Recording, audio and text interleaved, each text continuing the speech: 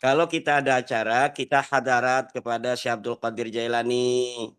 Dengan barokah Syekh Abdul Qadir Jailani, nanti apa yang kita sedang, rencanakan akan, lancar. Jangan Oh, kayak kemarin itu Gus Ikdam, hadaratnya pada pakai muqaddam, ya akhirnya begitu. Begitu pula itu Mas Rifki karena kan NU-nya NU Muhammadiyah, jadi setengah setengah NU, setengah Muhammadiyah, ini lupa untuk baca hadarat pada Syekh Abdul Qadir Jailani ini. Apa itu? Bagaimana hukum memberikan sedekah, hadiah, kemudian bersedekah, kemudian mengundang Habib? Ya, dalam konteks kenegaraan kita, itu kriminal. Mengundang Habib itu kriminal.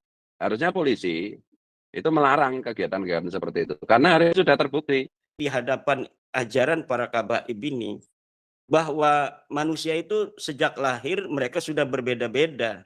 Ada yang ditakdirkan mulia, ada yang ditakdirkan sebagai orang hina. Dan menurut mereka orang Indonesia ini ditakdirkan sebagai orang hina. Yang ditakdirkan untuk menghormati dan menghamba terhadap Balawi. Lalu Balawinya siapa? Turunan Nabi bukan, orang mulia bukan, presiden bukan, RT aja bukan, orang pinter bukan. Lalu untuk apa kita menghormati mereka? Kan ini pertanyaannya.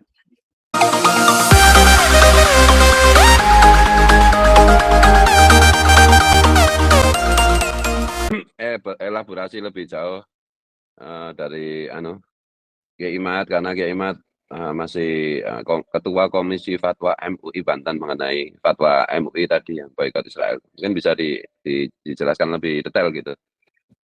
Kiai Imad itu. Monggo. Ya, baik. Terima kasih Gus Fuad Peleret, Mas Rifki Zulkarnain. Tadi saya semangat untuk menyapa seluruh subscriber Gus Fuad di seluruh dunia, tapi lupa untuk menyapa Gus Fuad dan Mas Rifki. Ya, jika kita berbicara tentang bagaimana hukumnya kita untuk memberikan sesuatu, mengundang klan habaib, kemudian Mas Rifki Zulkarnain dengan cerdas langsung mengkiaskan dengan bagaimana fatwa Majelis Ulama Indonesia dalam salah satu keputusan fatwanya di mana mengharamkan bagi umat Islam untuk memberi produk-produk buatan Israel. Ini adalah sebagai sebuah sanksi secara ekonomi untuk Israel terkait dengan penjajahannya terhadap bangsa Palestina yang sampai saat ini masih begitu masif. Israel itu menjajah Palestina dan agaknya jika tidak ada sebuah kekuatan yang penuh yang dapat untuk mengusir mereka, mereka tidak akan menghentikan itu. Tetapi dengan berbagai macam yang dilakukan umat Islam di seluruh dunia, terutama di Indonesia dengan tidak membeli produk-produk yang terkait dengan Israel, maka atau sekutu-sekutu Israel tentu akan memberikan dampak terhadap kekuatan ekonomi Israel untuk membeli senjata yang dengan senjata itu mereka membunuh saudara-saudara kita yang ada di Palestina. Nah, oleh karena itu dari situ kita bisa mengkias dengan fenomena sosial yang terjadi di tengah-tengah bangsa kita, di mana klan habaib itu yang telah terbukti bukan sebagai keturunan baginda Nabi besar Muhammad SAW. Bersama dengan itu mereka tidak mau mengakui bahwa mereka bukan keturunan Nabi. Diminta tes DNA mereka tidak mau.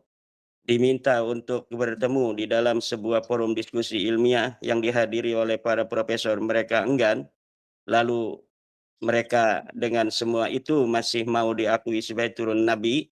Dan dengan acara-acara yang ada di bangsa ini yang begitu ramai, dari acara-acara sosial, acara keagamaan, itu akan membuat posisi-posisi mereka, kezalimannya akan terus bisa menyebar. Nah, oleh karena itu apabila kita berbicara bolehkah kita hari ini memberikan sesuatu bersedekah ya kepada para klan habaib, tentunya ini akan berkonsekuensi dengan ta'awanu 'alal birri wat taqwa wa la ta'awanu 'alal ismi wal 'udwan. Tolong menolonglah kamu dalam kebaikan, 'alal birri wat taqwa dan ketakwaan. Jangan saling tolong menolong di dalam dosa dan kezaliman, dosa dan permusuhan. Nah, dengan kita bersedekah kepada para kabaib ini dalam keadaan mereka tidak mengakui bahwa mereka bukan cucu Nabi, saya kira ini termasuk al-i'anah 'alal maksiat, membantu orang untuk berbuat maksiat. Jadi sudah waktunya seluruh umat Islam di Indonesia untuk memboikot para habaib dari setiap acara-acara. Karena kalau kita bandingkan, kita dengan kiai-kiai kita dari sisi ilmu, kiai-kiai kita lebih pintar dari para habaib.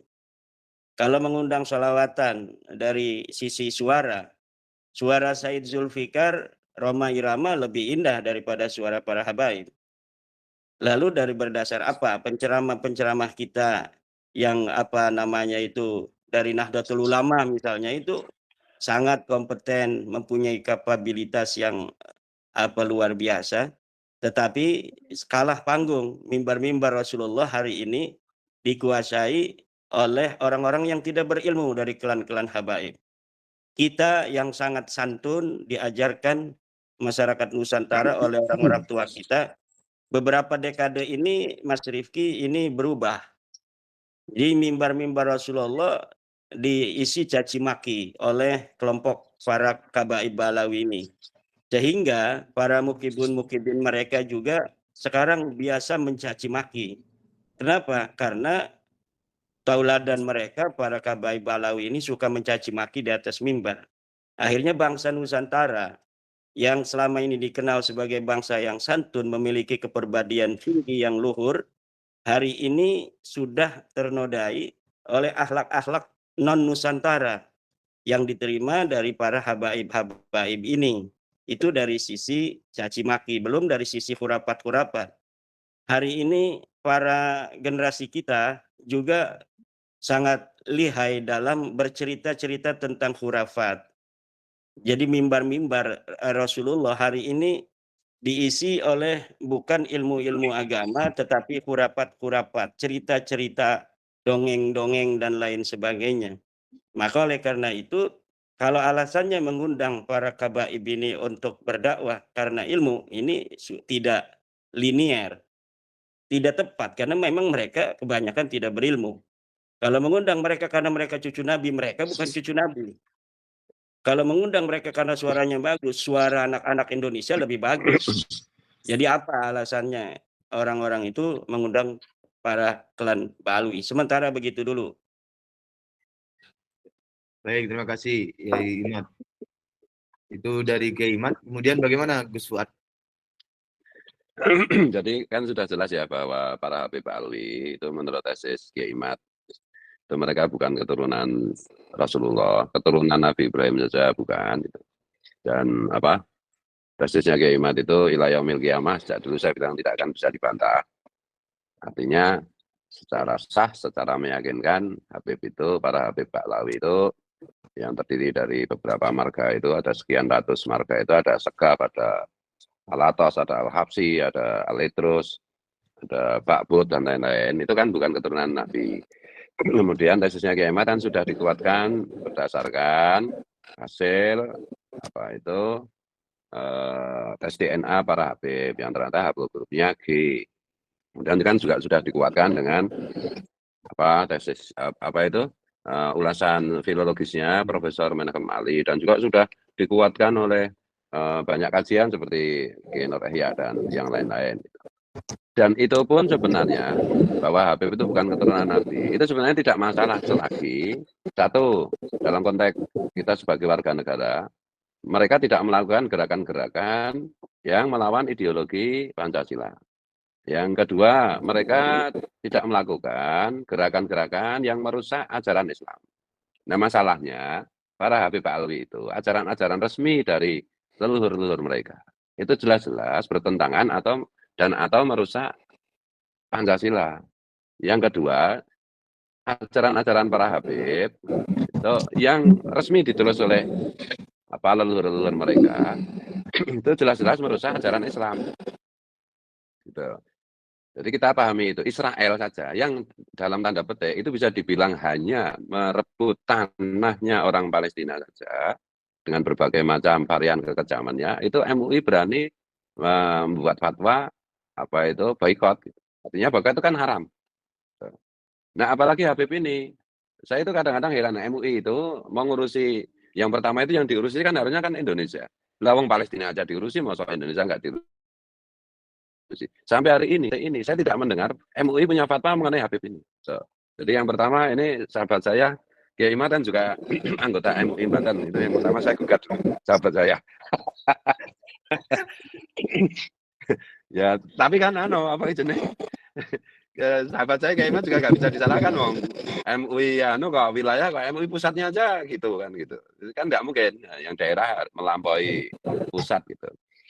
Nah, oleh karena itu kalau kita mau menyimpulkan bagaimana hukum memberikan sedekah, hadiah, kemudian bersedekah, kemudian mengundang Habib. Ya, dalam konteks kenegaraan kita itu kriminal. Mengundang Habib itu kriminal. Harusnya polisi itu melarang kegiatan-kegiatan seperti itu. Karena hari ini sudah terbukti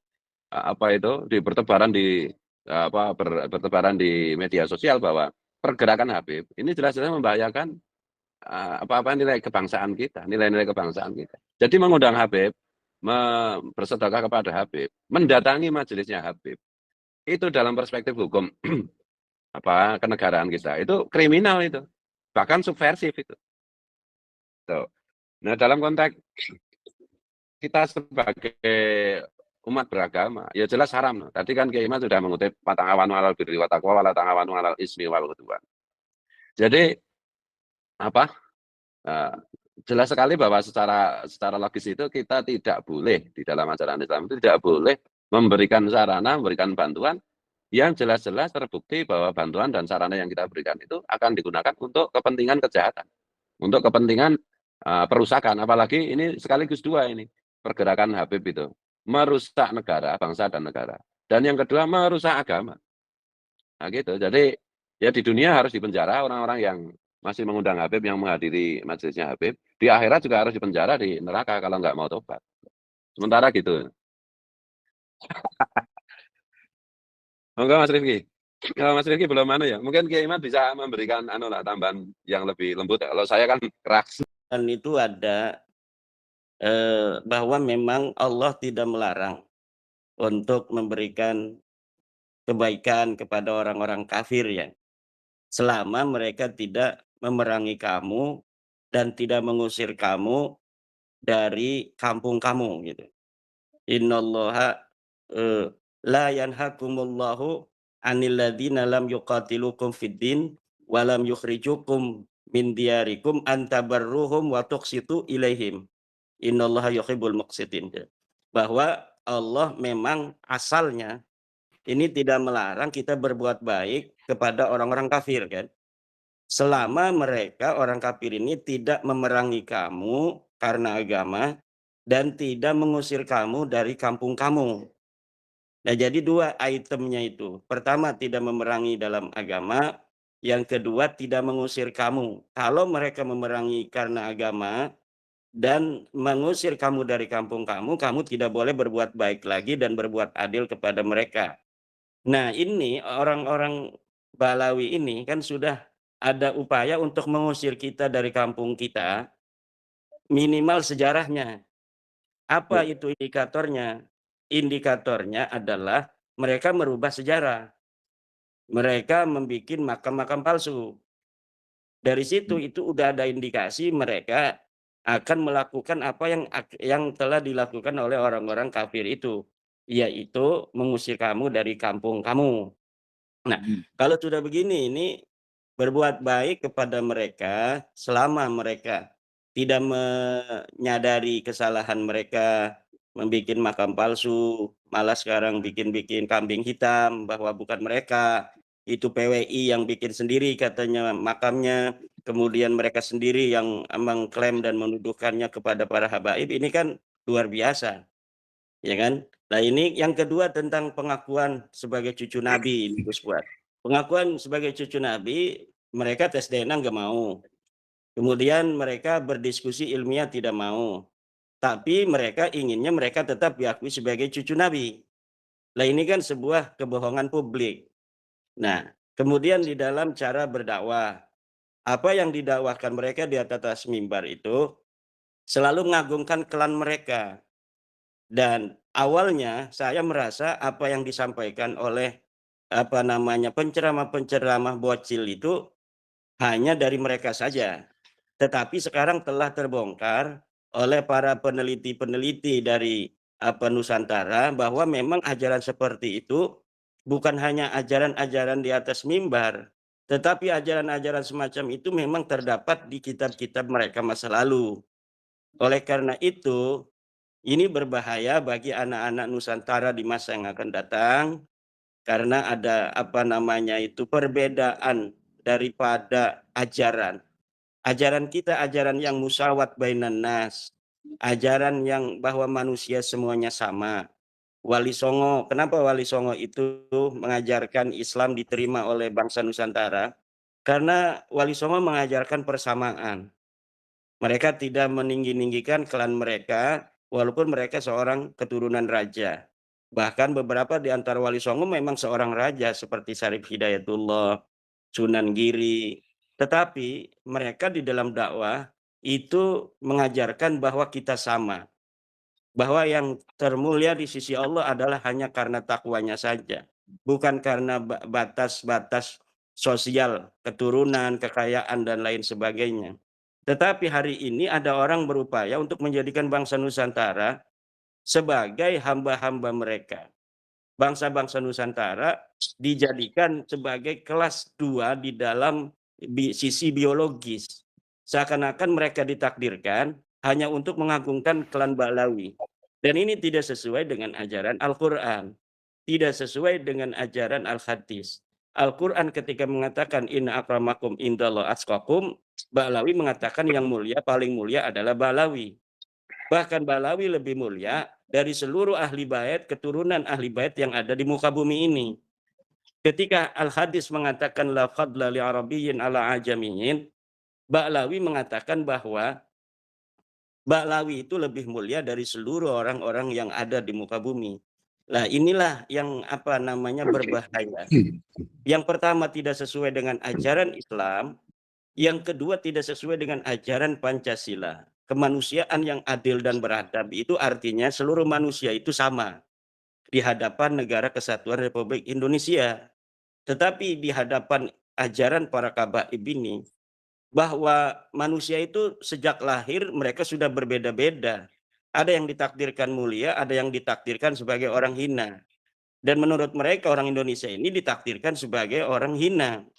Yang ditakdirkan untuk menghormati dan menghamba terhadap Balawi. Lalu Balawinya siapa? Turunan Nabi bukan, orang mulia bukan, presiden bukan, RT aja bukan, orang pinter bukan. Lalu untuk apa kita menghormati mereka? Kan ini pertanyaannya. Terima kasih. Ya, ya. Ya, baik. Ini di daerah saya lagi hujan sangat deras sekali. Jadi kalau suara terganggu serta tiba-tiba saya terlempar dari forum, silakan dilanjutkan begitu. Nggak tahu kalau di daerah Kresek dan Pleret hujan deras atau tidak. Tempat saya tidak hujan. Kenapa? Ya, Kenapa tuh, Fuad? Di tempat saya nggak hujan. Oh, iya. Karena apa, Mas Rifki? Kalau kita ada acara, kita hadarat kepada Syekh Abdul Qadir Jailani. Dengan barokah Syekh Abdul Qadir Jailani, nanti apa yang kita sedang rencanakan akan lancar. Jangan kayak kemarin itu Gus Ikdam, hadaratnya pada pakai muqaddam. Ya akhirnya begitu. Begitu pula itu Mas Rifki karena kan NU-nya NU Muhammadiyah. Jadi setengah NU, setengah Muhammadiyah, ini lupa untuk baca hadarat pada Syekh Abdul Qadir Jailani ini. Kagak, ini saya klarifikasi. Saya setiap hari tawasul ke Syekh Abdul Qadir Jailani dan Wali Songo. Alhamdulillah. Ya, alhamdulillah. Saya ke Pakai Muqaddam nggak kenal. Saya kenal Pakai Muqaddam itu baru aja pas polemik nasab ini. Pak Mukodam itu siapa sih gitu? Orang dari mana? Orang RT mana? Gitu. Betul-betul saya di situ tidak kenal sama sekali dengan Pak Mukodam siapa gitu. Dan di tradisi keluarga kami juga tidak kenal itu siapa itu Pak Mukodam itu. Gitu. Baik, ini karena betul-betul sangat deras. Suara saya jelas nggak ya? Jelas banget kok. Jelas. Oke, baik. Saya berarti secara singkat bisa saya simpulkan bahwa hukum memberi, bersedekah, mengundang, dan seruang lingkup mana itu mendukung kepada klan Habib Alwi itu adalah hukumnya haram, begitu ya? Ustaz dan Yaimat? Iya. Ya. Haram dan kriminal. Apakah bisa saya simpulkan bahwa mereka yang memberi, mengundang, dan lain-lain kepada klan Habib Alwi itu mendukung terhadap upaya-upaya penjajahan klan Habib Alwi terhadap bangsa dan negara Indonesia, serta turut serta dalam upaya melakukan ancaman-ancaman fatal terhadap bangsa dan negara Indonesia?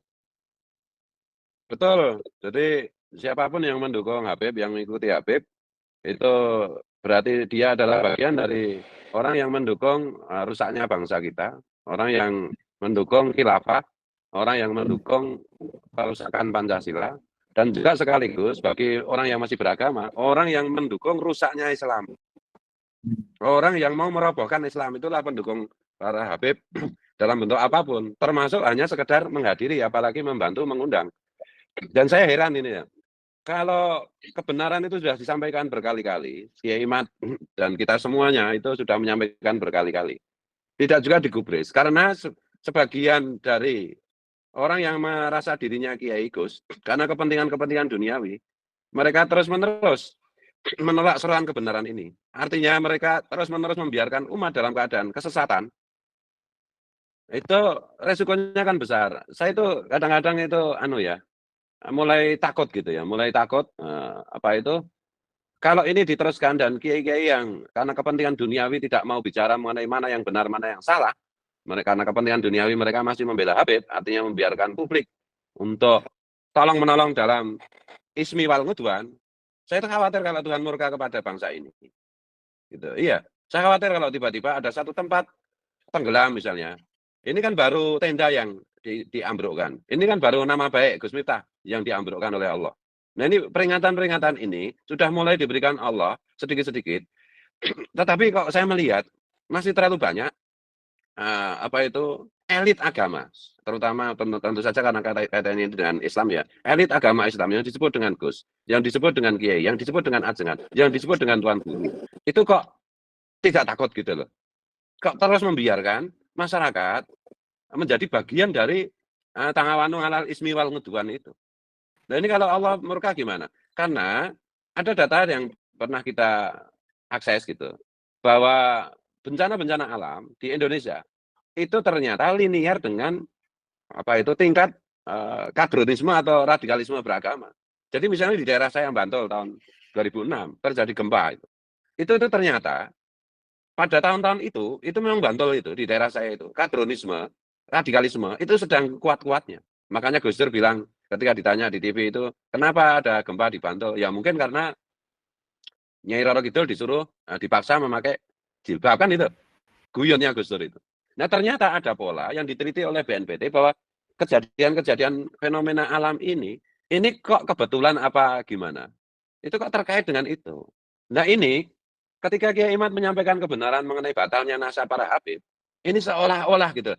Saya perhatikan tuh para Habib itu dan dibantu oleh budak-budaknya yang terdiri dari beberapa kiai, beberapa ustadz, beberapa tuan guru, beberapa ajengan, beberapa abuya yang karena kepentingan duniawi ya mereka membudakkan diri kepada Habib, malah seolah-olah menggerakkan di dunia offline, di dunia kultural untuk menunjukkan kepada kita semua dan kepada Allah SWT untuk menantang kebenaran.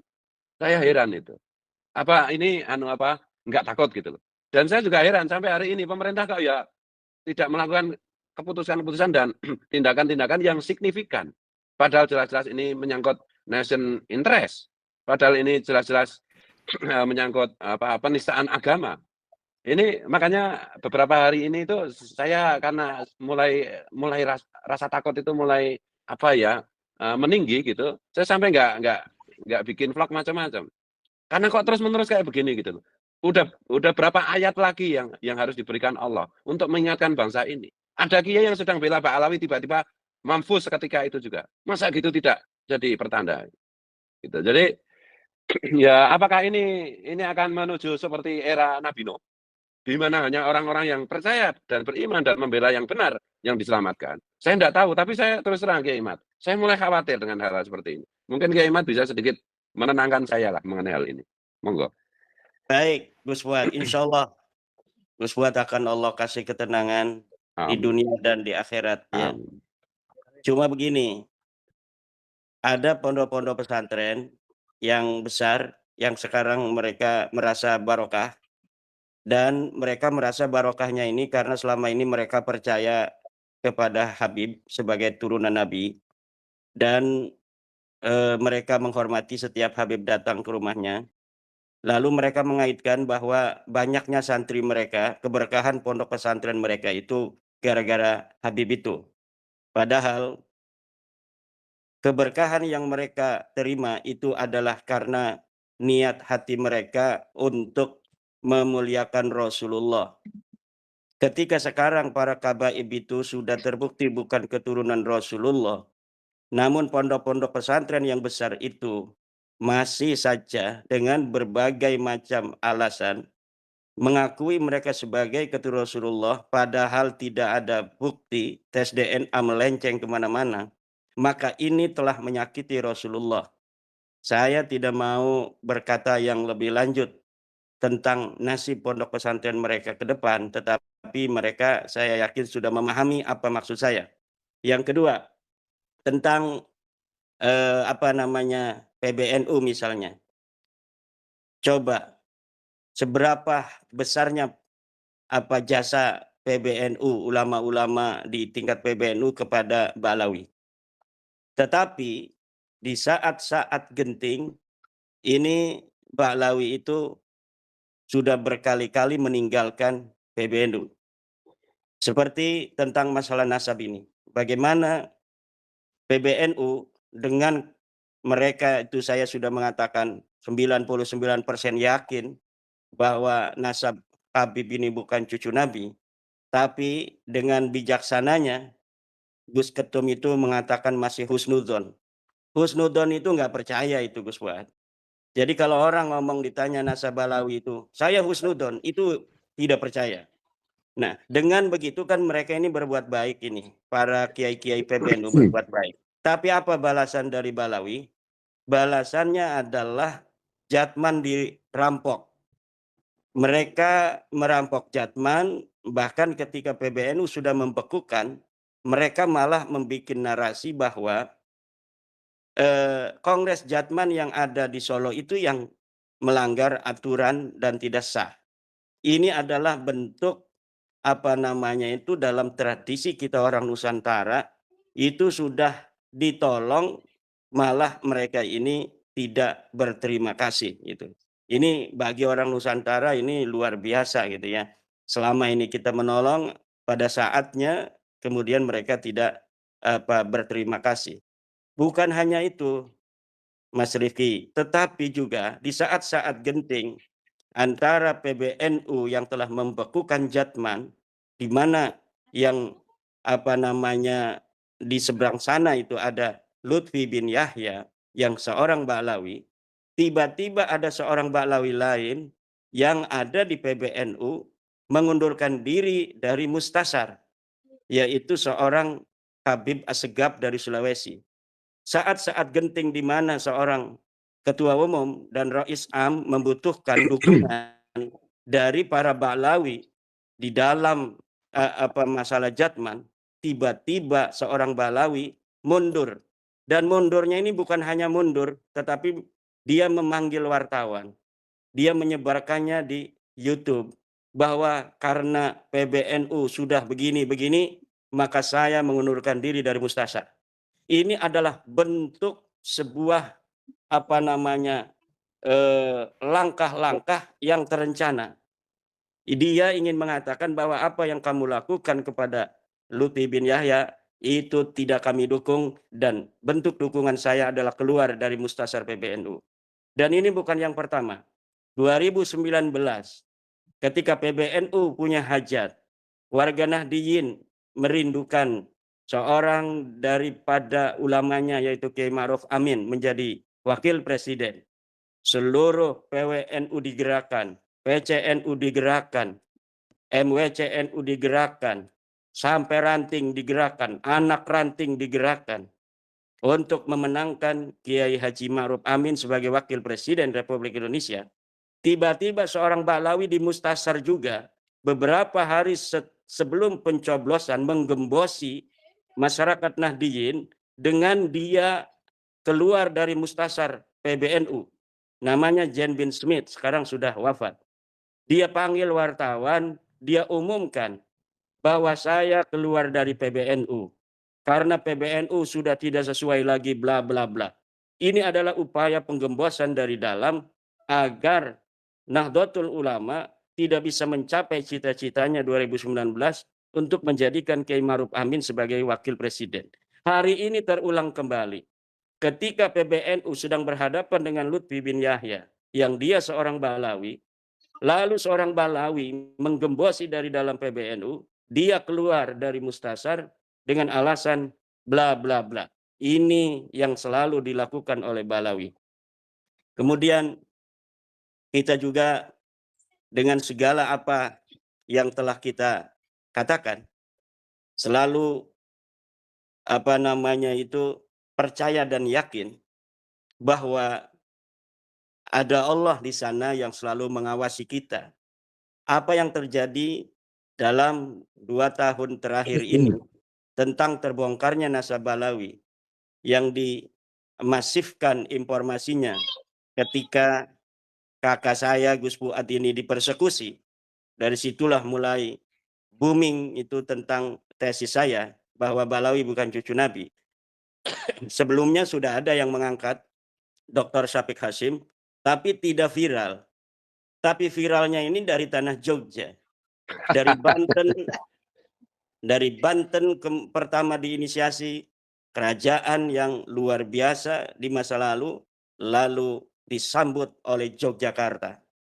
Nah, ini adalah rahasia Tuhan, rahasia Allah Subhanahu wa taala, di mana apa yang terjadi ini di luar ekspektasi kita, bahwa awal mulanya bagi saya adalah ketika saya sudah mengungkapkan kebenaran melalui penelitian ilmiah bahwa mereka bukan cucu Nabi, itu selesai.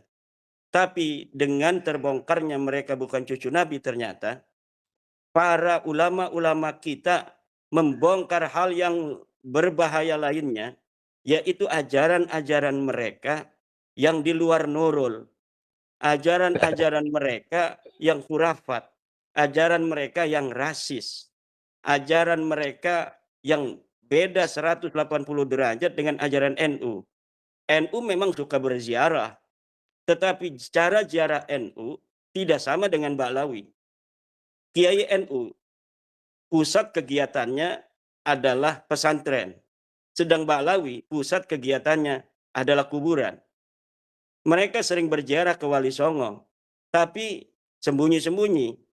Artinya setelah berzikir, berdoa, ya selesai.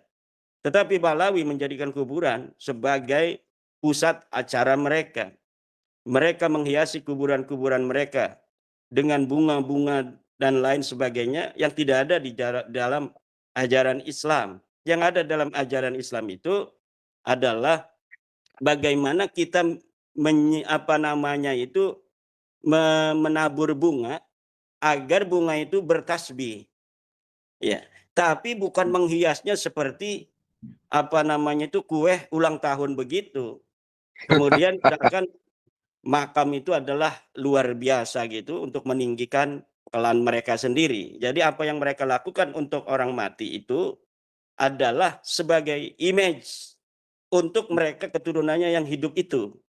Jadi manfaat yang ingin mereka capai itu adalah dari kesan citra bahwa kami ini leluhur keturunan orang-orang mulia. Buktinya kuburannya aja kayak kue tar begini, kan begitu. Nah, ini saya kira berbagai macam penolakan masyarakat yang hari ini muncul dari Tulung Agung, dari Demak, dari berbagai daerah lainnya di mana menolak kehadiran Balawi di kota-kota mereka, ini adalah sebuah pertanda bahwa memang kehadiran mereka sudah tidak diharapkan lagi bagi bangsa Indonesia ini.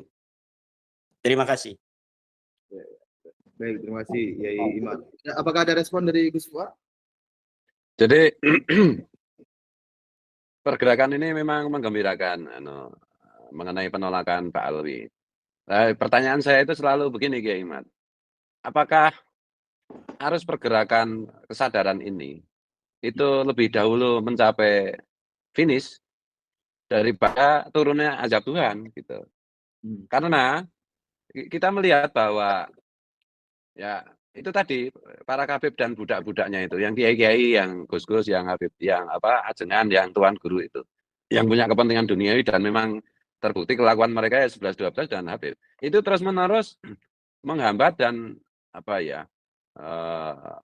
berusaha untuk mematikan pergerakan ini. Sementara ketika Kiai Imad itu menyampaikan satu kebenaran, maka konsekuensinya adalah kebenaran itu harus dibela dan harus diyakini oleh umat atau azab Tuhan yang datang. Masalahnya di situ. Makanya tadi saya bilang bahwa saya mulai gelisah gitu terkait dengan nasib bangsa ini, terkait dengan umat kita ini. Gitu.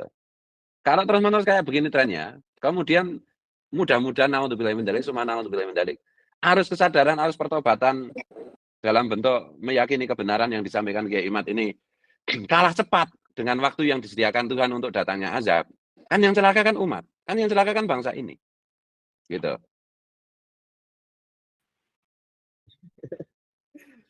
Kiai Imad ganti background, nyoba-nyoba ya. Ya. Gimana Kiai Imad, apa ada respon dari unggapan Saya dari tadi ingin menerima respon dari Kang Rifki Zulkarnain, seorang pengamat muda di dalam masalah klandestin para Balawi ini. Monggo, Kang Rifki dulu. Ya, kalau ini ya, respon saya itu mau bertanya ini. Respon saya itu mau bertanya. Tadi Kiai Imad itu kan telah menjelaskan bahwa kita itu tidak dilarang, pada dasarnya Allah tidak melarang kita untuk berbuat baik kepada orang yang di luar Islam gitu.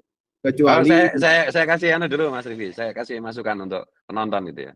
Saya kan sudah 2 tahun ini membuat gerakan di Papua, bahwa pesantren-pesantren di Papua yang pengasuhnya itu dekat dengan saya, itu kan kita sudah sepakat setiap hari Jumat pagi membuat nasi kotak diberikan kepada non-Muslim pribumi Papua. Itu sudah berjalan selama lebih dari 2 tahun tiap hari Jumat pagi.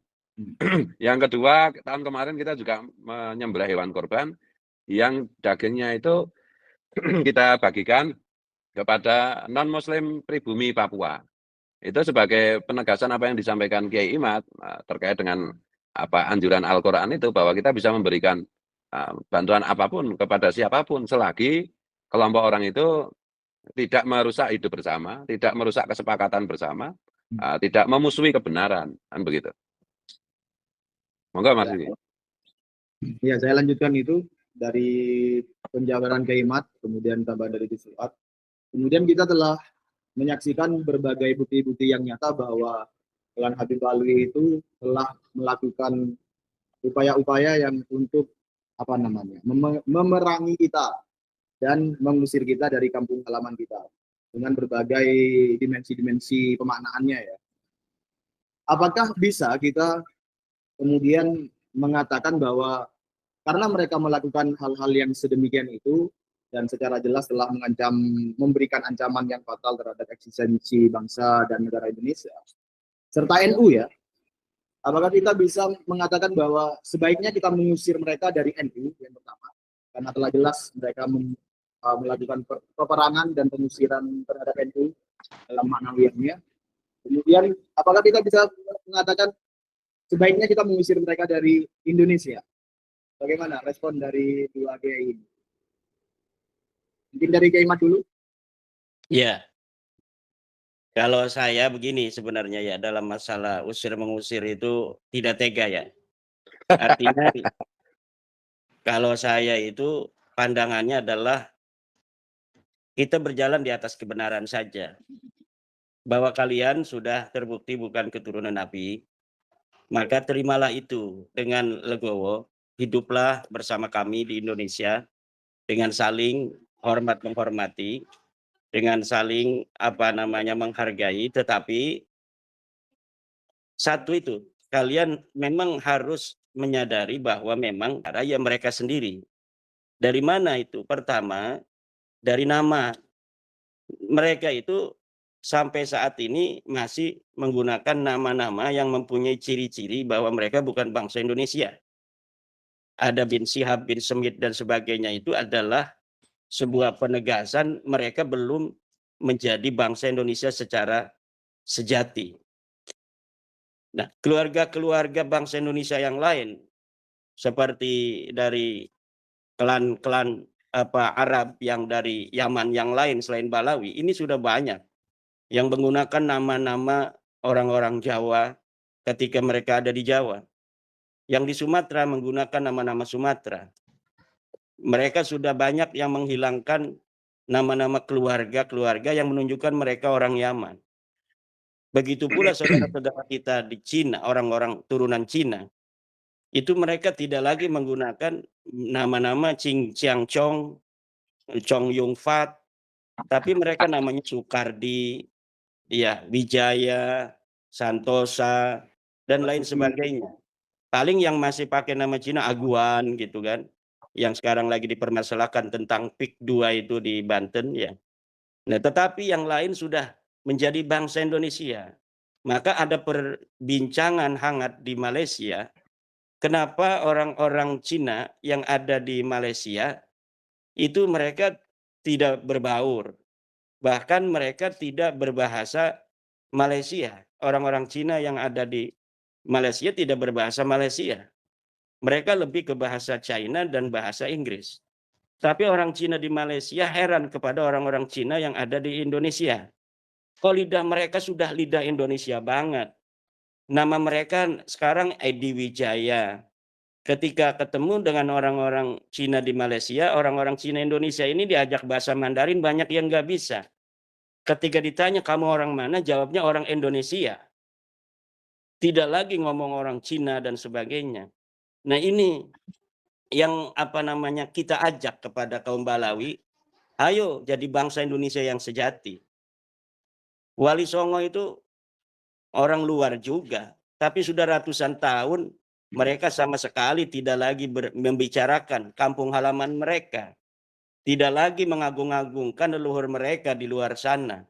Yang mereka agungkan adalah keterikatan mereka dengan Nusantara. Sunan Gunung Jati itu lebih bangga ketika mereka Sunan Gunung Jati dan keturunannya mengatakan mereka turunan Prabu Siliwangi. Begitu pula keturunan-keturunan di Demak dan di Majapahit, itu mereka lebih bangga. Seperti Gus Miftah itu kan, dia mengatakan saya turunan Brawijaya, yang akhirnya dipermasalahkan juga itu. Apakah Brawijaya itu tokoh fiktif, apa tokoh historis kan? Nah, tetapi itu apapun itu yang perbedaan pendapat di situ, itu ada sebuah kebanggaan kenusantaraan yang dimiliki oleh mereka yang mempunyai nilai-nilai sosial di tengah masyarakat pada hari ini tentang keterikatan mereka dengan bangsa Nusantara.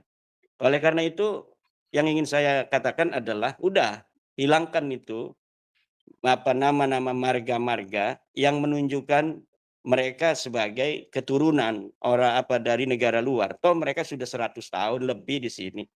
Tapi masih aja bicara-bicara tentang leluhur mereka yang ada di luar sana dan mengajak orang-orang Indonesia untuk pergi ke sana. Yang tidak ada ajaran dari agama Islam, orang umroh ke Tarim, mereka ajak ke Tarim. Tidak ada satu hadis pun yang menyatakan kelebihan Tarim, mereka selalu mengatakan kelebihan Tarim. Tidak ada satupun teks-teks agama yang menyatakan tentang kehebatan Faqih Muqaddam. Mereka mengajak bangsa Nusantara untuk mengagungkan Faqih Muqaddam. Nah, ini yang anomali-anomali atau katakanlah paradok yang kita lihat dari mereka. Kalau mereka mengatakan kami juga pribumi, kalau pribumi kamu jangan bicara tarim lagi dong. Kamu jangan bicara tentang leluhur kamu yang ada di sana. Agungkan anak-anak Nusantara ini, putra-putri Nusantara. Kalau betul-betul merasa bangsa Indonesia yang asli, ya sudah, membaur, asimilasi, akulturasi. Jangan ada sekat-sekat perbedaan. Ini kita tuan rumah di sini. Kita adalah sebagai keturunan pewaris daripada negeri ini. Kita tidak akan menutup diri dari bangsa lain yang datang ke tanah kita dengan sopan santun, dengan adat istiadat yang luhur. Hormati tuan rumah, hormati keturunan-keturunan para raja-raja dulu yang menjaga di tanah Nusantara ini. Jangan kemudian kalian datang, kalian yang merasa jadi raja, kalian yang merasa menjadi tuan, sementara pewaris negeri ini dianggap sebagai anak buah kalian. Kalian merasa bahwa kalian lebih hebat, sementara kalian hanya numpang. Merasa hebatnya kalian sampai-sampai raja, presiden Indonesia pun kalian caci maki dalam keadaan kalian bukan sebagai orang yang punya duit. Dalam keadaan kalian bukan orang yang punya pangkat. Dalam keadaan kalian bukan orang yang punya ilmu. Lalu atas dasar apa kalian berani menghina Presiden Indonesia? Yang namanya Presiden Indonesia itu adalah merupakan cerminan dari bangsa Indonesia. Kemuliaannya itu adalah cerminan dari kemuliaan bangsa Indonesia. Siapa saja orang dari bangsa Indonesia mengkritik presidennya boleh. Tetapi tidak boleh ada yang menghina, apalagi yang menghina adalah orang-orang yang secara biologis sudah nyata bukan bangsa Indonesia sendiri. Ini yang kita tidak terima maksud saya selama ini. Oleh karena itu, jika mereka mau melakukan hal-hal yang saya katakan, ini saya tidak mewakili dari seluruh bangsa Indonesia ya. Ini pendapat saya karena Mas Rifki tadi bertanya kepada saya tentang pendapat saya. Ini pendapat pribadi saya, tidak mewakili dari bangsa Indonesia lainnya apa yang ini mereka lakukan pada Balawi. Tetapi saya seperti itu, hanya sebatas itu. Tidak sampai seperti Mas Rifki yang sudah kesel begitu kan, atau bangsa Indonesia lainnya. Bisa jadi apa yang telah Mas Rifki katakan itu mewakili 99% bangsa Indonesia. Ya, tetapi kalau ditanya ke saya itu hanya ingin begitu. Karena kita ingin melihat bangsa Indonesia yang yang sangat beragam ini jangan ajarkan tentang saling benci-membenci karena berbahaya bagi ketahanan nasional. Kita ini beragam. Kita terdiri dari 700 suku, 1.400 bahasa dengan agama yang berbeda-beda. Kalau akhlak-akhlak yang tidak baik saling caci mencaci selama ini yang ditonjolkan oleh tokoh-tokoh Balawi ini akan diteruskan, ini berbahaya bagi bangsa Indonesia ke depan. Ini masuk dalam prinsip-prinsip ketahanan nasional yang diajarkan di bangku-bangku sekolah yang paradok dengan apa yang diajarkan oleh Balawi. Demikian. Gus Fuad, saya dulu atau Gus Fuad mau masuk terlebih dahulu? Ya, Mas Rifki dulu aja. Ya, baik, Kiai Imat. Itu kan Kiai Imat tidak tega. Ada dimensi tidak tega dimasukkan di dalam perhitungan atau pertimbangan-pertimbangan itu. Tapi umpamanya ini, kalau kita mengambil analogi dari Kiai Imat itu tadi, kita tuan rumah, kemudian ada orang masuk mengacak-ngacak rumah kita. Tuan rumah itu kan boleh untuk mengusir orang yang masuk ke dalam rumah kita. Kiai. Pertanyaannya adalah boleh atau tidak, bisa atau tidak gitu. Ya, sangat boleh kalau itu rumah kan. Nah, kalau rumah kebangsaan kita, apakah berbeda dengan rumah sehari-hari kita? Itu bisa ditafsirkan sendiri. Saya sudah bilang rumah boleh kan. Kalau rumah boleh gitu. Iya, iya. Coba juga aja. Monggo Gus Fuad. Gimana? Jadi ini ya, ada memang sudah sunatullah bahwa ada dulu setahun lebih ya kita ngobrol sama Kiai Imat dan teman-teman di Pleret itu mengenai melanjutkan apa yang disampaikan Gus Ketum, Gus Yahya, Kiai Yahya Khalil Stakuf itu mengenai nutfah nubuwah dan nutfah dajjaliyah. Nah, hari ini secara gampang itu kan begini, pribumi Indonesia itu membawa nutfah nubuwah, sementara Habib Alawi itu membawa nutfah dajjaliyah dengan berbagai macam temuan yang kita dapatkan, bisa disimpulkan seperti itu. Nah, persoalannya kan begini, umat di akar rumput itu di dalam kondisi antropologi Indonesia sekarang ini tidak sepenuhnya tergantung pada diri mereka sendiri dalam mengambil kesimpulan dan meyakini sesuatu. Tetapi masih ada sisa-sisa dalam tanda petik itu feudalisme yang membuat kalangan akar rumput, masyarakat bawah, itu menyerahkan kebenaran dan keyakinan ada kalanya kepada pemimpin atau elit mereka. Nah, disitulah seharusnya para elit, yaitu dalam hal ini para kiai, tuan guru, ajengan, gus, dan yang lain-lain, itu bertanggung jawab penuh mengenai keselamatan umat. Karena setiap pemimpin kan akan dimintai tanggung jawabnya. Dan dalam konteks keindonesiaan ini soal benar salah yang terkait dengan kebangsaan dan terkait dengan keagamaan, dalam hal ini Islam, ini elit-elitnya itu masih punya porsi yang besar gitu di dalam menentukan arah keyakinan maupun pilihan kebenaran yang diambil oleh umat yang di bawah. Nah, ketika sebagian elit berselingkuh, berzina dengan kegelapan, dengan kesesatan, maka tentu berdampak kepada akar rumput yang mengikuti. Saya itu tidak pernah menyalahkan akar rumput apapun yang terjadi, gitu. Tapi yang saya salahkan adalah elitnya. Karena sesuai dengan kaidah, rusaknya satu bangsa itu ya karena rusaknya para pemimpinnya, para ulamanya. Nah, hari ini saya melihat masih banyak elit keagamaan kita dan elit kebangsaan kita yang karena kepentingan-kepentingan egois, duniawiah, materialitas yang mereka pertahankan, mereka rela menempatkan kelompok masyarakat bawah, grassroots, di tepi jurang neraka. Masalahnya begitu. Nah, ini perlu kita pikirkan bersama-sama, atau kita serukan dengan keras, dengan tegas kepada elit-elit masyarakat kita. Berhentilah begitu, jangan jadi iblis. Gitu. Bukti apa lagi yang kalian minta? Gitu loh. Setelah serangkaian bukti data sedemikian rupa bertebaran di media sosial, di berbagai macam situs, tulisan, buku, kok masih saja kalian itu seperti itu makanya saya bilang terbuat dari apakah hati kalian gitu. Jadi ya dulu Quran belum turun, itu Abu Jahal, Abu Lahab itu masih orang baik. Begitu Quran turun, Abu Lahab, Abu Jahal nggak mau ikut Quran, ya kan sudah dia jadi kafir. Begitu juga ketika batalnya atau palsunya nasab Habib Alwi itu belum ditemukan buktinya oleh Kiai Imad dan kawan-kawan. Nah, ini kita husnudon kayak apapun kita meyakini kita menjilat pantat para Habib itu masih pahala. Tapi begitu Kiai Imad sudah menyampaikan ini loh buktinya bahwa Habib itu bukan keturunan Nabi, kok kita masih menjadikan para Habib ini berhala. Nah, ini kan sama dengan menjadi Abu Lahab, Abu Jahal kan?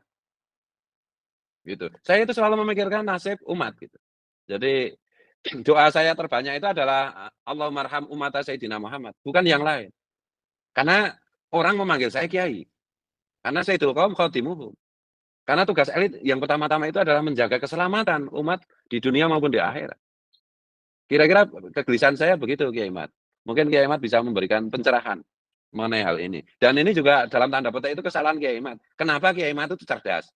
Kenapa Kiai Imad itu jenius? Sehingga menemukan palsunya nasab Habib. Yang konsekuensinya adalah bahwa kita semua harus mendukung, harus berpihak. Karena kebenaran yang menemukan Kiai Imad. Mungkin ya Abu Jahal itu juga jengkel juga sama Rasulullah. Kenapa Rasulullah itu diangkat jadi Rasul sehingga harusnya itu Abu Jahal baik-baik saja terus menjadi kafir kan gitu. Ini humor Kiai Imad, monggo. Ya, saya juga bingung itu. Dengan saya menemukan itu juga, kitab saya Al-Fiqratun Nahdiyah yang telah mensahihkan nasab Alawi juga sekarang dibentur-benturkan ke diri saya sendiri, Gus Fuad. Karena saya itu 2017, 2018 kan menulis kitab Al-Fiqratun Nahdiyah. Di dalamnya saya sebutkan bahwa termasuk dari keturunan ahli bait adalah para Ba'lawi ini. Dari situ kemudian hari ini Hanif Alatas mengatakan bahwa Imaduddin Usman masa lalu itu orang baik karena mensahihkan nasab Ba'lawi. Tapi entah kenapa katanya dia kemasukan roh jahat kemudian membatalkan gitu. Nah, padahal karena memang waktu itu kita memang seperti itu yang kita ketahui. Ya, samalah posisi saya ini seperti Sultanul Muhibbin, Syekh Gus Fuad Pleret.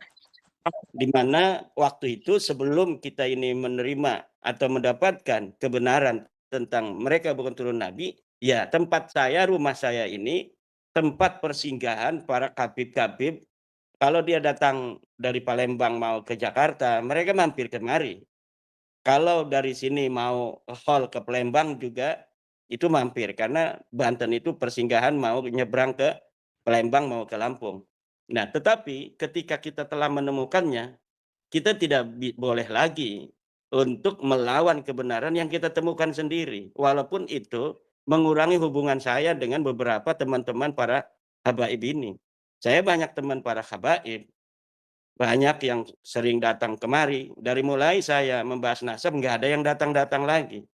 Sama seperti Kiai Sodako dari Surya Jawa Tengah itu, mereka rindu juga katanya udah 2 tahun nggak datang-datang habaib ke rumahnya. Begitu pula saya. Karena sekali lagi ketika kita ini membicarakan tentang batalnya nasab para Balawi, ini bukan karena memang kita benci mereka dari awal, bukan. Tapi kita ketika memiliki keraguan karena yang datang-datang ke rumah saya itu kan relatif tidak sama dengan yang ada di media-media sosial itu yang ceramah mencaci maki dan lain sebagainya. Tapi ketika saya melihat yang mencaci maki dan membuat berbagai macam tindakan-tindakan yang merugikan bangsa Indonesia bahkan negara Indonesia, itu kita timbul keraguan itu, kemudian kita mencari informasi, kemudian kita meneliti dengan kesimpulan yang kemudian hari ini telah terbukti bahwa mereka bukan keturunan Nabi dari sisi ilmu sejarah, dari sisi ilmu nasab, dari sisi tes DNA. Lalu kemudian kita sekarang tidak menerimanya, nah ini ketika dikiaskan oleh Gus Fuad dengan Abu Jahal dan Abu Lahab, ya memang kenyataannya seperti itu. Abu Lahab itu, pamannya Nabi, itu orang yang baik. Ketika Rasulullah itu lahir, Abu Lahab itu memerdekakan seorang budaknya karena saking senangnya Nabi Muhammad lahir. Tetapi ketika Nabi Muhammad ini diangkat oleh Allah menjadi nabi, kemudian ada faktor-faktor sosiologis yang dialami oleh Abu Lahab sehingga berat untuk menerima kebenaran Nabi Muhammad, ya dia kemudian ada di barisan orang-orang kafir. Begitu pula Abu Jahal. Abu Jahal ini adalah termasuk para bangsawan Quraisy yang memiliki sejarah kehidupan yang baik di zaman jahiliyah. Tapi ketika dia tidak menerima kebenaran dari Rasulullah Muhammad SAW, maka dia menjadi orang kafir yang dilaknat oleh Allah Subhanahu wa taala. Dan ya saya kira hari ini semuanya sudah bergulir semacam ini, masyarakat juga sudah mengerti, kita serahkan kepada masyarakat sendiri. Kita hanya bisa menghimbau, la ikraha fiddin qad tabayyana rusdu minal ghai. Kita juga tidak usah, saya lihat Gus Fuad ini semakin kurus gitu ya, karena memikirkan masyarakat, memikirkan umat gitu kan. Kenapa? Itu pernah Rasulullah juga, Gus Fuad seperti itu, cara berpikirnya. Inginnya semua orang mengikuti Nabi Muhammad. Tapi kemudian kata Allah, apakah kamu ingin membunuh diri kamu Muhammad? Jangan, engkau tugasmu hanya menyampaikan. Ketika engkau sudah menyampaikan, tugasmu selesai. Innaka la tahdi man ahbabta walakinallaha yahdi man yasha. Allah yang akan memberi hidayah pada orang-orang yang dikehendaki. Engkau sendiri tidak bisa memberikan petunjuk bagi orang-orang yang kau cintai. Allah lah yang akan memberikan itu. Jadi tugas kita sebenarnya sudah selesai, Gus Fuad. Jadi Siap. harus Gus Fuad kembali kepada pondoknya gitu kan, kembali ke istrinya gitu, kembali ke gendangnya, bukan gendang, apa namanya itu, Gamelan. Ben. degup, ningdong-ningdong itu.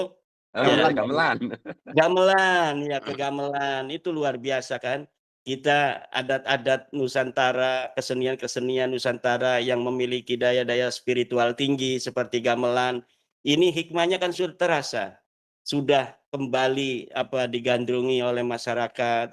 Kemarin saya di Indramayu juga membacakan kidung-kidung suluk gitu, yang dulu diajarkan oleh para wali songo, kembali lagi terdengar. Kemudian di beberapa tempat DPD, Dewan Pimpinan Daerah dari PWI itu ketika akan mengadakan pelantikan selalu dari masing-masing daerah itu menampilkan kesenian daerahnya masing-masing yang ada kaitan dengan tradisi-tradisi Islam dan lain sebagainya. Ini adalah hikmah-hikmah yang telah ada, Gus Fuad. Kembali ke tugas kita. Kalau orang melihat saya mungkin bab nasab ini saya bahkan makin gemuk ya. Karena saya membaca sirah-sirah Rasulullah dari zaman masih sekolah aliyah gitu sampai tamat itu Siratun Nabi, kemudian karya Haikal dan lain sebagainya. Jadi ada perasaan di mana Rasulullah ingin semua orang masuk Islam. Kemudian Allah Subhanahu wa taala memberikan teguran, tugasmu hanya memberitahu.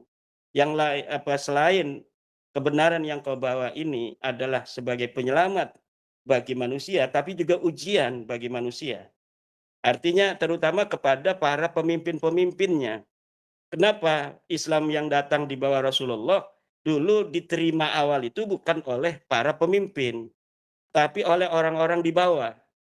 Karena para pemimpin memiliki hubungan-hubungan sosiologis yang unik atau bukan unik istilahnya itu, yang sangat berhubung kompleks gitu. Jadi para pemimpin di masa Nabi Muhammad ketika menyebarkan Islam yang datang dari Allah itu, pemimpin-pemimpin itu mempunyai permasalahan sosiologis yang kompleks. Jadi dia tidak mau menerima secara langsung ajaran yang dibawa oleh Nabi Muhammad karena memiliki konsekuensi kepada hal-hal lain. Misal tentang kedudukan mereka, tentang kekayaan mereka, tentang usaha mereka dari Mekah ke Damaskus ke Syam itu kan ada hubungan-hubungan dengan orang lain. Kalau kamu menerima ajaran Muhammad, kita putuskan hubungan perdagangan dengan kamu. Enggak mau orang-orang Arab. Maka orang-orang kayanya belum mau masuk kepada Islam. Orang-orang pimpinannya seperti Abu Lahab, Abu Jahal, Abu Sufyan itu tidak mau masuk Islam. Karena dengan menerima Nabi Muhammad, itu konsekuensinya mereka langsung jadi anak buah Nabi Muhammad setelah mereka itu jadi pemimpin. Kemudian konsekuensi sosiologis dan politis juga ekonomis dengan di Damaskus, di mana mereka itu memiliki perdagangan di sana, itu tidak sanggup mereka untuk menerima konsekuensi dan resikonya. Nah, kita pun hari ini itu melihat seperti itu.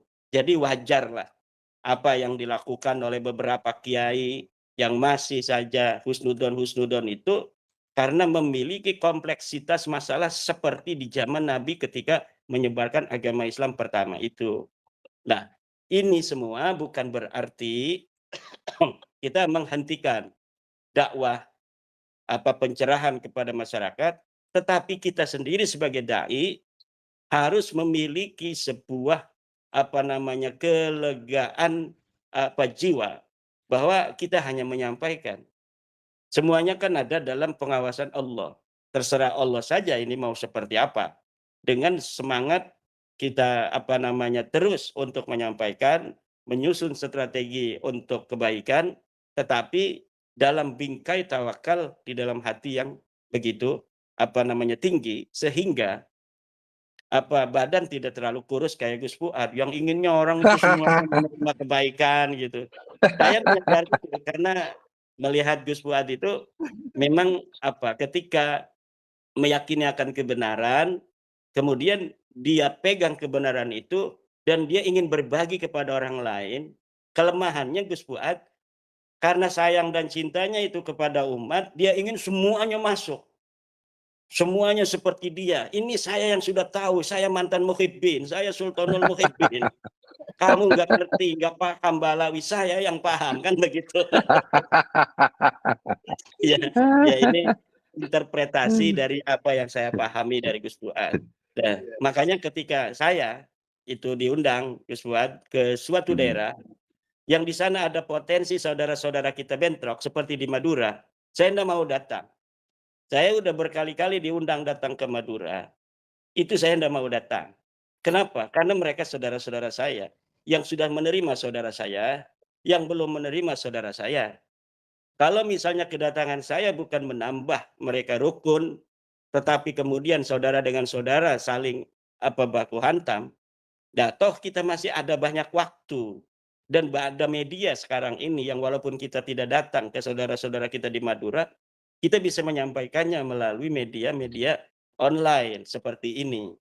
Nah, inilah yang kita harus terus lakukan sebagai penyeimbang dari mereka. Balawi ini kan terus mereka bergerak ke bawah ini.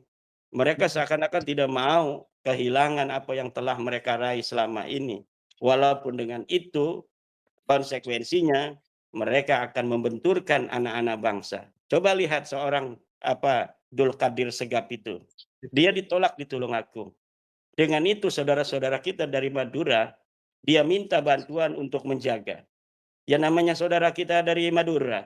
Dia katakan siapa orang-orang yang mau mengganggu ini Habib cucunya Nabi, maka berhadapan dengan saya. Lah ini kan luar biasa.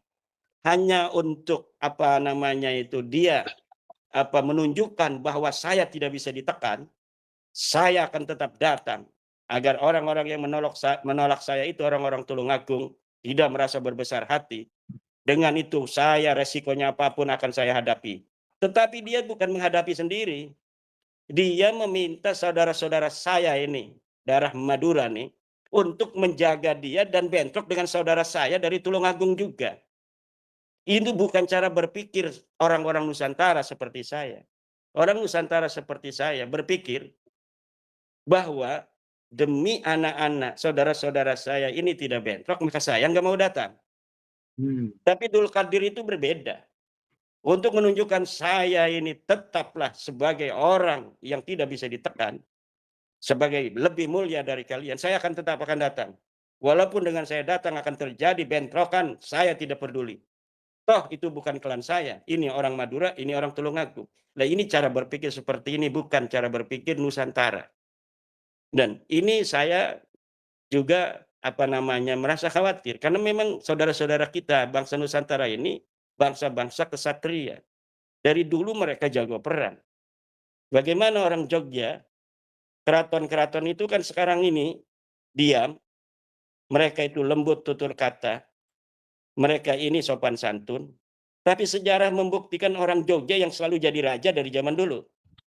Masalah perang jangan tanyakan perang dengan orang-orang Jogja. Maka jangan macam-macam. Ini orang-orang yang bangsa Nusantara yang diam, yang santun. Kalau sudah saatnya mereka harus bertempur, ya bertempur juga. Dan ini yang kita harus kedepankan cinta kepada bangsa Nusantara yang kita pahami sejarahnya seperti itu. Bahwa mereka yang walaupun hari ini kelihatan sopan, santun, lugu, kalau sudah datang waktunya mereka ini ke medan laga, orang-orang Solo yang sopan santun itu akan menjadi singa. Orang-orang Jogja yang unggah-ungguhnya kuat akan jadi singa. Apalagi kayak orang Madura, orang Banten, orang Batak, orang Aceh. Ya lebih-lebih itu udah kelihatan sekarang masa yang tenang-tenang aja udah begitu. Nah, jadi ini, oleh karena itu cinta ini, ar-rahmah, adalah nomor 1. Di dalam hadis Rasulullah, irhamu man fil ardi, yarhamkum man fis sama. Sayangi orang-orang yang ada di muka bumi ini, maka Allah akan menyayangi maka Allah, malaikat, orang-orang yang akan di langit akan menyayangi kamu. Maka kasih sayang, cinta, rahmah ini harus dikedepankan oleh kita yang sekarang sedang berjuang ini. Jadi walaupun kesel, tapi cinta harus dikedepankan. Karena kita yang memahami watak-watak negeri kita sendiri. Kita tidak mau anak-anak negeri kita bentrok antar mereka. Kita cinta kita untuk semua bangsa Indonesia. Setiap anak-anak Nusantara yang hidup di atas tanah air ini. Yang sudah puluhan ribu tahun, leluhur kita bersama. Dalam suka dan duka sampai hari ini, kita masih bersama-sama ada di Indonesia. Kerikil sedikit Mbak Alwi, jangan sampai kemudian membuat kerekatan cinta kasih antar bangsa Indonesia ini kemudian pudar. Kita harus mencari cara yang seelegan mungkin, yang secerdas-cerdasnya, di mana laukna benang, caina herang. Assalamualaikum warahmatullahi wabarakatuh. Waalaikumsalam warahmatullahi wabarakatuh. Oke, saudara sekalian, itu panjang dan lebar pembahasan antara Ki Haji Amiruddin Usman Al-Bantani, lalu kemudian bersama Gus Fuad Pleret, lalu kemudian dan Kang Rifki, ya saudara sekalian, tadi membahas tentang bagaimana MUI memboikot produk-produk Israel. Nah, jadi di sini ada kaitannya dengan para klan Pak Alwi. Kira-kira apa sebenarnya hukumnya, ya saudara sekalian? Dan ini yang menjadi titik fokus pembahasan yang tadi, saudara sekalian. Kalau kita cermati secara keseluruhan, apa sebenarnya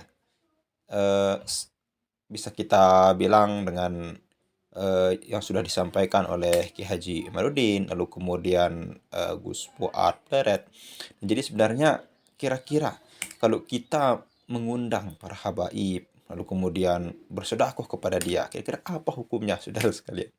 Nah, jadi Ki Haji Amiruddin, lalu kemudian Gus Fuad Pleret sepakat bahwa kalau kita lihat dari apa yang dipaparkan itu, bahwa mengundang daripada atau bersedekah kepada para habib ini adalah bisa kita bilang haram hukumnya. Artinya kalau Ki Haji Amiruddin itu wa ta'awanu 'alal ismi wal udwan, tolong menolong dalam kejahatan dan kerusakan, saudara sekalian. Nah, ini dia yang memang kita tunggu-tunggu dari Gus Fuad, ya, sangat tegas sekali. Bahkan analisis-analisis beliau, saudara sekalian, kalau kita lihat tadi luar biasa. Tentunya yang paling menakutkan itu tadi, apakah nanti saya takut, ya. Kata Gus Fuad, saya takut bahwa azab Allah itu lebih mendahului daripada kebenaran yang dibawa oleh Ki Haji Amiruddin Usman Al-Bantani. Ya, ini memang menurut riset yang beliau sampaikan di Gus Fuad itu adalah kenapa bencana alam terjadi, saudara sekalian. Karena menurut riset itu bisa jadi itu gara-gara banyak bencana alam terjadi gara-gara ulah kita manusia. Banyak dosa-dosa yang kita lakukan, kriminal-kriminal kita yang kita lakukan. Nah, kalau kita kembali dengan hukumnya itu, saudara sekalian, bisa kita bilang tidak boleh, haram mutlak. Kenapa? Karena kita memberikan kepada orang yang sudah jelas-jelas bahwa mereka bukan cucu Nabi Muhammad SAW. Berdiskusi tentang nasabnya mereka tidak mau.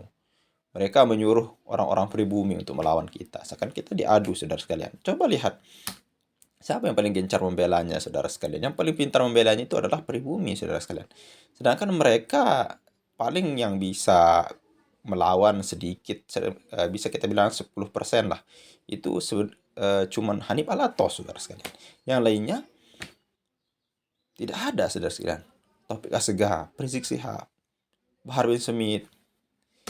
Apa, saudara sekalian? Itu yang memang harus kita cermati bersama. Ya, mudah-mudahan Ki Haji Amiruddin, Gus Fuad sehat selalu, saudara sekalian. Sekian, assalamualaikum warahmatullahi wabarakatuh.